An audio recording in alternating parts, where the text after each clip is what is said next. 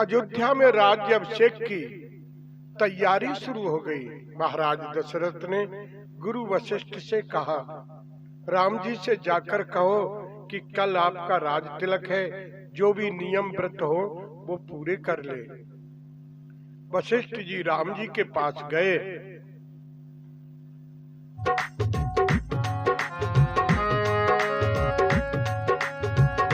गुरु आगमन सुनत रघुनाथ,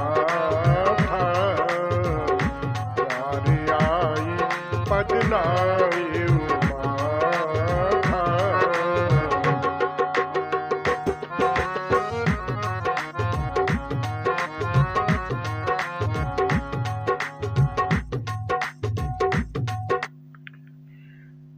गुरु का आगमन सुनते ही रघुनाथ जी ने दरवाजे पर आकर उनके चरणों में मस्तक नवाया। राम जी ने गुरु वशिष्ठ को आसन पर बैठाया। सीता और राम जी ने चरण धोए और पूजा की। हाथ जोड़कर पूछा, गुरुदेव आप पधारे।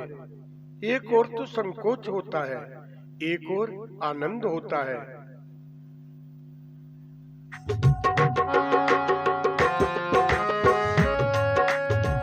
सेवक सदन स्वामी मंगल मूलिय मंगल तमोनु।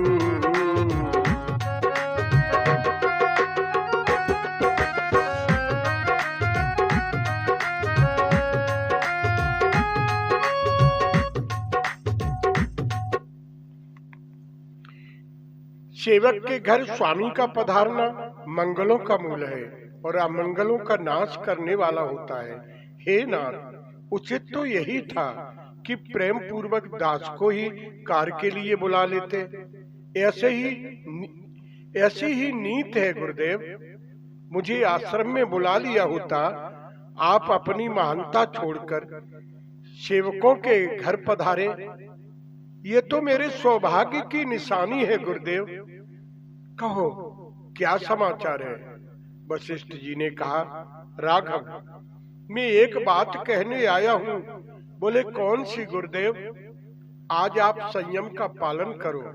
आज आपको भोजन नहीं करना है, फल आहार करना है, रात को धरती पर सोना है और जप करना है। कल आपका राज्याभिषेक है।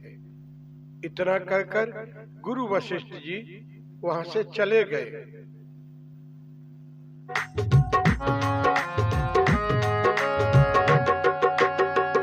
गुरु सिख दे राई पै गए, राम हृदय अस बीच में भये।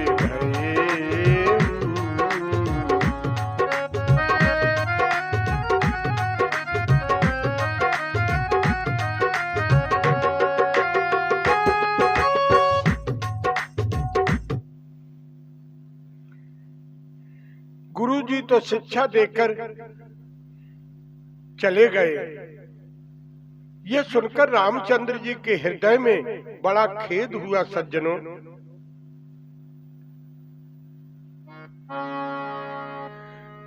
जन्मे एक संग सब भाई, भोजन सैन केल लरकाई। करन वेद उपवीत विवाह, संग संग सब भय उत्साह। हम सभी भाई एक ही साथ जन्मे। खाना सोना, लड़कपन के खेल कूद, कंछेदन, यज्ञोपवीत और विवाह सब साथ साथ हुए। लौकिक दृष्टि में मैं बड़ा हूँ और भरत छोटा है। बड़े को राज्य मिले, यह कैसी परंपरा है? मेरे वंश में यही एक बात अनुचित हो रही है। अगर कोई बड़ा है और नीति प्रतिपालक नहीं है, शासन चलाने की योग्यता भी नहीं है, फिर भी बड़ा होने के कारण उसको सत्ता मिले, ऐसी परंपरा ठीक नहीं है। इसे तोड़ना चाहिए। ये राज सत्ता तो भरत को मिलनी चाहिए। बाबा तुलसीदास जी लिखते हैं, अगर दुनिया में सभी बड़े भाई अगर ऐसा सोचने लगे तो परिवार में राम राज्य आ जाएगा। राम जी के विचार बहुत ही सुंदर हैं सज्जनों। राम जी ने सोचा, एक तो मैं बड़ा हूं और भरत छोटा है, अगर मुझे राजगद्दी मिले तो भरत और छोटा हो जाएगा, अगर भरत को राजगद्दी मिले तो भरत बड़ा हो जाएगा, तो उसका बड़प्पन और बढ़ेगा, तो मैं तो और बड़ा हो जाऊंगा, अवध के सम्राट का बड़ा भाई गिना जाऊंगा, राम राज तो इसी तरह आएगा। बाबा तुलसीदास जी आगे लिख रहे हैं, देवताओं ने मिलकर विचार किया, अगर राम राजा बन गए तो फिर दुष्ट राक्षसों का संहार कौन करेगा। चोरों को जैसे चांदनी रात अच्छी नहीं लगती, वैसे ही देवताओं को अवध का उजियारा अच्छा नहीं लगता। तमाम देवता चिंता कर रहे हैं, इधर राज तिलक की तैयारी हो रही है, उधर देवता विघ्न डालने की सोच रहे हैं। इसी का नाम जीवन है सज्जनों। हम कितनी भी तैयारियां करें, हमें पता नहीं है, भाग्य का निर्णय कुछ और ही है। ऐसी घटनाएं मानव के जीवन में बनती हैं सज्जनों। देवताओं ने माता सरस्वती से प्रार्थना की,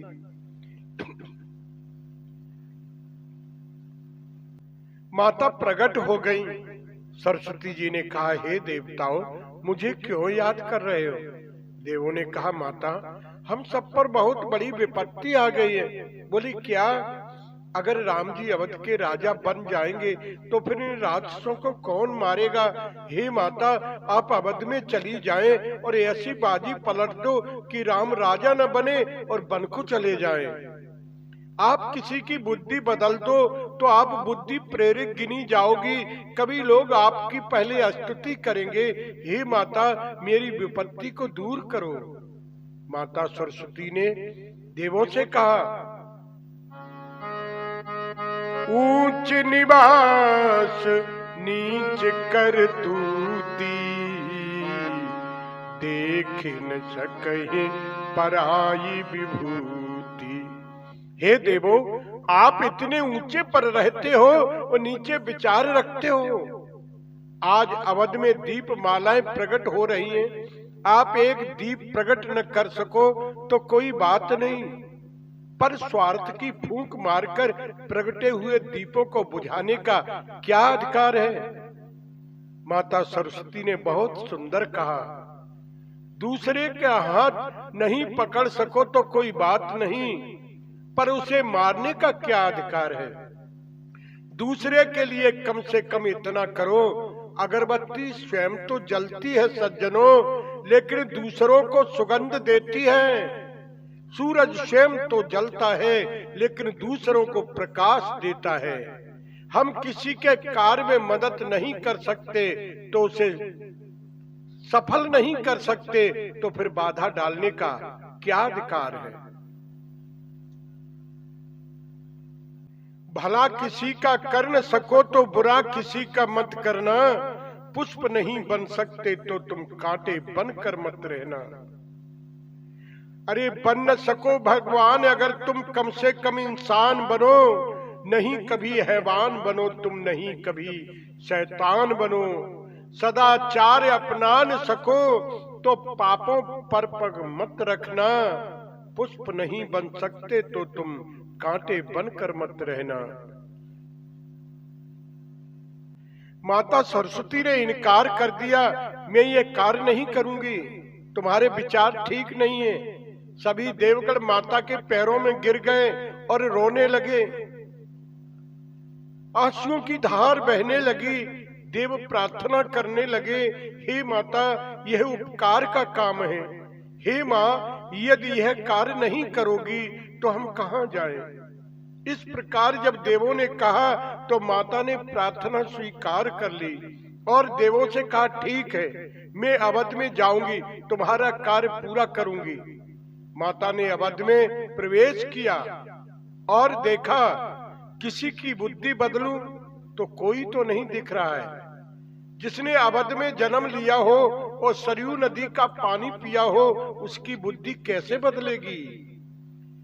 यहाँ के स्त्री पुरुष तो संत भी नहीं, संता हैं। बाबा तुलसीदास जी ने रामचरितमानस में 4 संता बताए हैं।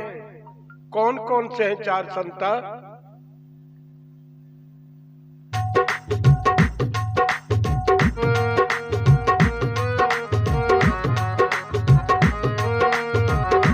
नारद देखा विकल जयंता, लाग गया कोमल चित संता। अब मोहि भरोच हनुमंता,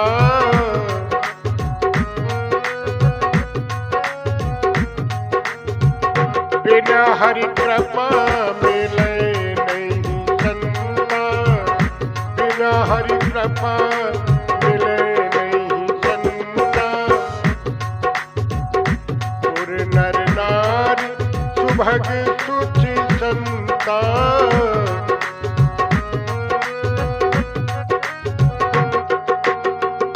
धर्मशील ज्ञानी गुणवंता, धर्मशील ज्ञानी गुणवंता।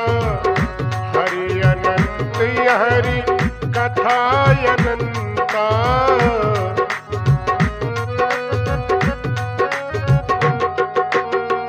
काहे सुनहि बहु विद सब संता, काहे सुनहि बहु विद सब संता। ये 4 संता बताए हैं रामचरितमानस में। एक तो नारद जी संता हैं, दूसरे हनुमान जी संता हैं, तीसरे जो राम कथा कहता है वो भी संता है, और जो राम कथा सुनते हैं वे भी संता है। और अयोध्या और जनकपुर के तो सभी स्त्री पुरुष संत नहीं, संता है। माता सरस्वती ने पूरी अवध में भ्रमण किया और कोई नहीं मिला। फिर तो माता ने राजमहल में प्रवेश किया, तो फिर दासी मंथरा मिल गई। मंथरा अवध में पैदा नहीं हुई थी सज्जनों, वो तो कैकेयी के साथ में कैकेयी देश से दासी के रूप में आई थी। मंथरा रामचरितमानस में भयंकर पात्र है सज्जनों, रावण से भी खतरनाक है। रावण की तो मृत्यु हो गई थी, पर इसकी मृत्यु हुई या नहीं हुई इसका वर्णन किसी ने नहीं लिखा है। मंथरा लोभ का प्रतीक है, हमारे जीवन के राम राज्य को बिगाड़ती है। हमारे आपके शरीर में जो लोभ की प्रवृत्ति है वही मंथरा है। लोभ तो बहुत ही प्रभावशाली होता है। मंथरा को देखकर माता सरस्वती को लगा कि इसकी बुद्धि बदली जा सकती है।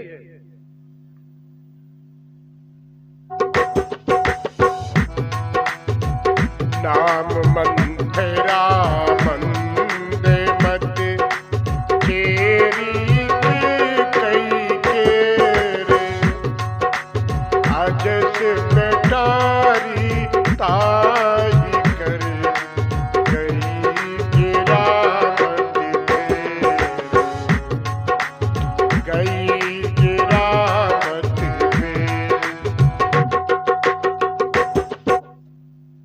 माता सरस्वती ने रजोगुणी माया के प्रहार करके उसकी बुद्धि को बदल दिया और चली गई। मंथरा की बुद्धि बदल गई। धर्म प्रेमी बंधुओं, मानव की जब बुद्धि बदलती है तो उसका दर्शन भी बदल जाता है, उसका चेहरा बदल जाता है। डाकू की जब बुद्धि बदलती है तो हिंसा छोड़कर शास्त्र पढ़ता है। मानव के जीवन में निश्चित तो बुद्धि ही करती है। बुद्धि का परिवर्तन होते ही निर्णय बदल जाता है सज्जनों।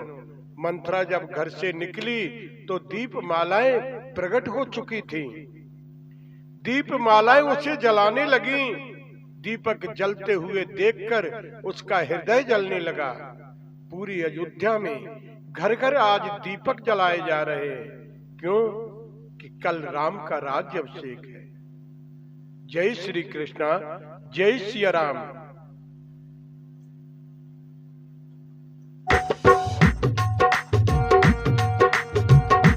जय सिया राम, जय जय सिया राम, जय सिया राम, जय जय सिया राम।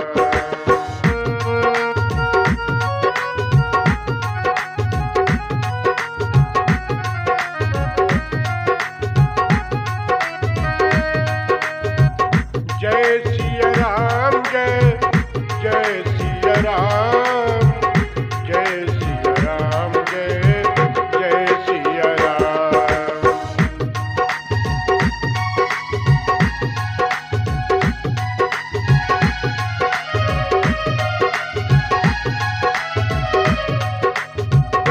जय सिया राम, जय जय सिया राम, जय सिया राम, जय जय सिया राम, जय सिया राम, जय सिया राम। जय श्री कृष्णा, जय